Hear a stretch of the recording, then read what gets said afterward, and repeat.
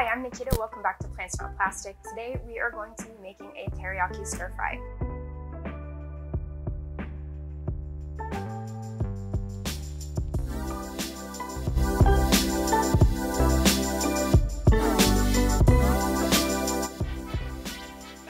Today I'm going to show you how to make an easy stir fry that is delicious, inexpensive, simple, healthy, whole foods, plant-based, low-fat, oil-free, and ready in just 30 minutes.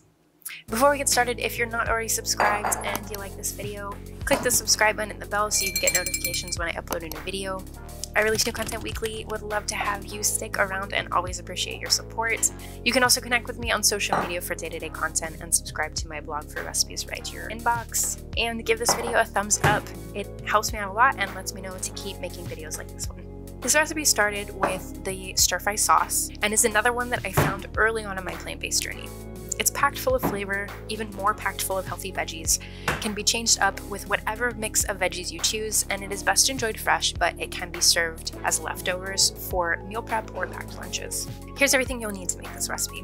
I'll also leave everything in the description box below, along with a link to the blog post with the nutrition label and a printable recipe card. And as always, this recipe is going to cost you less to make, have more fiber, you get to eat more of it for the same number of calories as a non-vegan or processed vegan alternative, and it tastes great. So let's dive in. You'll start with your veggie prep.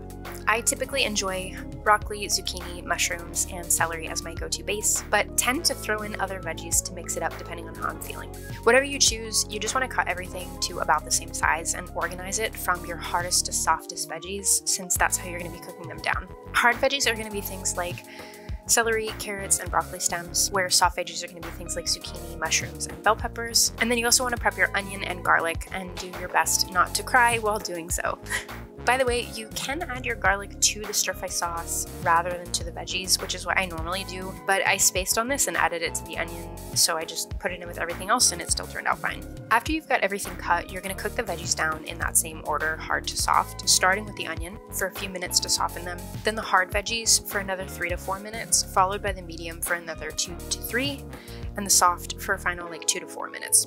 I will say it's pretty easy to overcook your veggies for this recipe, so I would err on the side of less rather than more after you've gotten those onions cooked. During this cooking time, you're going to mix together your sauce on the side to throw in at the end. To make the sauce, throw together soy sauce or tamari, vegetable broth or water, sesame seeds, vinegar, garlic, freshly grated ginger, and optional sugar.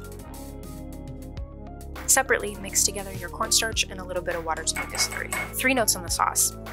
If you want a teriyaki sauce, you are not going to get that same sweet, delicious flavor without adding sugar. Teriyaki sauce is inherently sweet, and it just won't taste the same without it, but you can use a sugar substitute like maple syrup, date sugar, or date paste instead if you don't like using sugar.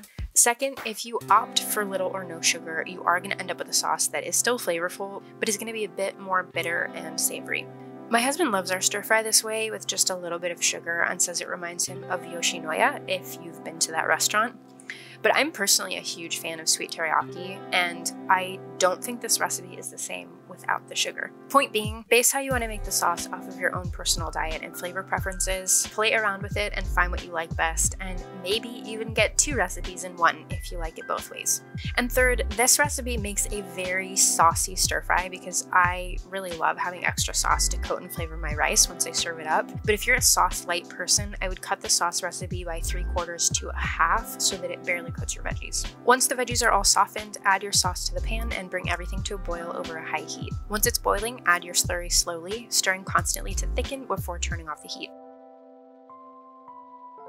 And from here, it is ready to serve over rice and enjoy hot, fresh, and flavorful. We tend to batch cook meals for the week, and I really love this recipe for mixing it up midweek. It's so easy to cook up a pot of rice while I'm already in the kitchen whipping up this recipe, and we can enjoy it for a hump day dinner with leftovers to take and enjoy for work the next day. The sauce is so flavorful and coats the rice and vegetables wonderfully. The veggies are fresh, and the whole dish comes together to make a filling and satisfying meal.